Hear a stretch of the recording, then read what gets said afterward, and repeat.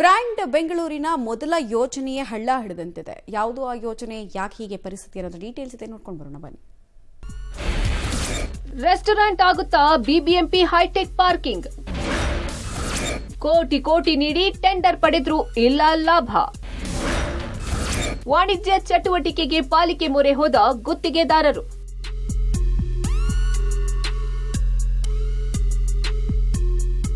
Silicon ಸಿಟಿಯ ಹೃದಯ ಭಾಗದಲ್ಲಿರೋ freedom park, Gandhinagar ಸುತ್ತಮುತ್ತ ಪಾರ್ಕಿಂಗ್ ಸಮಸ್ಯೆಗೆ ಬ್ರೇಕ್ ಹಾಕೋಕೆ ಅಂತ ಬಿಬಿಎಂಪಿ ಹೈಟೆಕ್ ಪಾರ್ಕಿಂಗ್ ಸಂಕೀರ್ಣ ನಿರ್ಮಿಸಿತ್ತು.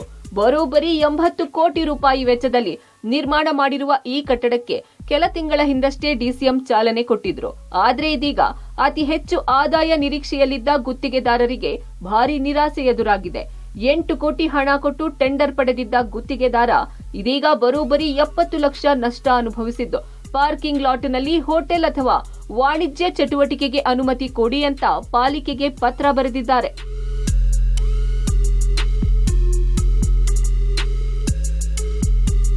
ಸದ್ಯ 750 ಕಾರುಗಳು, 750 ಬೈಕುಗಳನ್ನ ನಿಲ್ಲಿಸೋಕೆ ಸ್ಥಳಾವಕಾಶ ಇರೋ ಈ ಪಾರ್ಕಿಂಗ್ನಲ್ಲಿ ಸದ್ಯ ನಿರೀಕ್ಷೆಯಷ್ಟು ವಾಹನಗಳು ಬಾರದೆ ಇರೋದು ನಷ್ಟ ತಂದಿಟ್ಟಿದೆಯಂತೆ.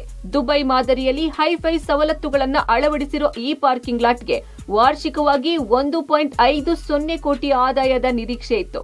ಆದ್ರೆ ಇದೀಗ ನಿರೀಕ್ಷೆಯಷ್ಟು ಆದಾಯ ಬಾರದೆ ಇರೋದ್ರಿಂದ ಕಂಗಾಲಾದ ಗುತ್ತಿಗೆದಾರ ಪಾಲಿಕೆಗೆ ಪತ್ರ ಬರೆದು ಕಮರ್ಷಿಯಲ್ ಆಕ್ಟಿವಿಟಿಗೆ ಅವಕಾಶ ಕೊಡಿ ಅಂತ ಬಿಬಿಎಂಪಿಯ ಆಯುಕ್ತರಿಗೆ ಮನವಿ ಮಾಡಿದ್ದಾರೆ.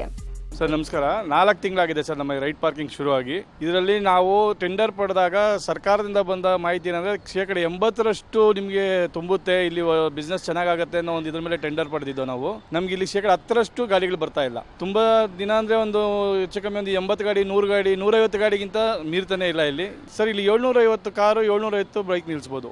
ನಮಗೆ ಬರ್ತಾ ಇರೋದೇ 100 ಗಾಡಿ, 120 ಗಾಡಿ ಅಂದರೆ ಮ್ಯಾಕ್ಸಿಮಮ್ ಆಗುತ್ತೆ ಡೈಲಿ. ಅದರಿಂದ ನಮಗೆ ಸಂಸ್ಥೆಗೆ ತುಂಬ ನಷ್ಟ ಆಗ್ತಾ ಇದೆ. 4 ತಿಂಗಳಿಂದ ಏನು ನಮ್ಮ ಮ್ಯಾನೇಜ್ಮೆಂಟಲ್ಲಿ ಸ್ಟಾಫ್ ಸ್ಯಾಲ್ರಿ ಕೊಡೋದಕ್ಕಾಗಲಿ ಮತ್ತು ಇದು ಇಲ್ಲಿ ಮಾಡೋ ಕೆಲಸದವ್ರಿಗಾಗಲಿ ಆ್ಯಕ್ಟಿವಿಟೀಸು ಬಾಡಿಗೆ ಕಟ್ಟೋದಕ್ಕೆ, ಎಲೆಕ್ಟ್ರಿಕ್ ಬಿಲ್ಲು ಪ್ರತಿಯೊಂದು ಇದೆ ಸರ್. ಇದಕ್ಕೆ ಬಿಬಿಎಂಪಿ ಸಂಬಂಧಪಟ್ಟಂಗೆ ಏನು ಲಾಸ್ ಆಗ್ತದೆ ನಮ್ಮ ಫುಲ್ ಎಲ್ಲನೂ. ನಮ್ಮ ಇರೋ ಈ ಜಾಗನ ಬೇರೆ ವಾಣಿಜ್ಯ ಚಟುವಟಿಕೆ ಅಂದರೆ ಕಮರ್ಷಿಯಲ್ ಆ್ಯಕ್ಟಿವಿಟೀಸ್ಗೆ ಯಾವುದಕ್ಕಾದ್ರೂ ಪರ್ಮಿಷನ್ ಮಾಡಿಕೊಡಿ, ನಾವು ಬೇರೆ ಏನಾದರೂ ಆಲ್ಟರ್ನೇಟ್ ಮಾಡ್ಕೋತೀವಿ ಇದಕ್ಕೆ ಅಂತ ಒಂದು ಮನವಿ ಕೊಟ್ಟಿದ್ದೀವಿ ಸರ್. ಯಾವುದಕ್ಕಾದ್ರೂ ಪರ್ಮಿಷನ್ ಕೊಟ್ಟು ನಾವು ಅದನ್ನು ನಮ್ಮ ಮ್ಯಾನೇಜ್ಮೆಂಟ್ ಅವ್ರು ಮಾಡ್ತಾರೆ sir.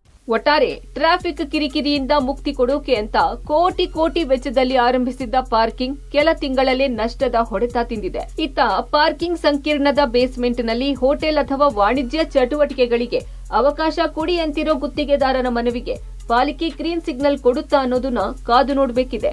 Lokesh, public TV, metro bureau.